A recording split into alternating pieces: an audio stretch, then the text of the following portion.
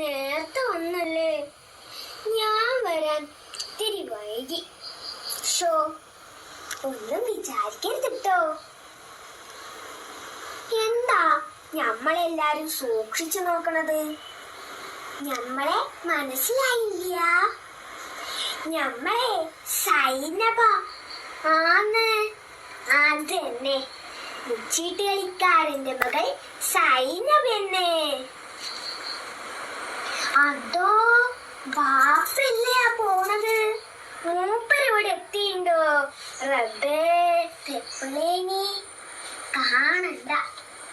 അതാ പുറത്തേക്ക് പോകണേ. പോയിക്കോട്ടെ. ഹാവൂ, സമാധാനമായി. അതെ, എന്താന്നറിയോ, ഞമ്മളെ വെട്ടി നുറുക്കി കോഴി ബിരിയാണി വെക്കുന്നു പറഞ്ഞ് നടക്കുക മൂപ്പര്. എന്തിനാ? ഞമ്മള് മുത്തപ്പാനെ നിക്കാഹ് കഴിച്ചതുകൊണ്ട്.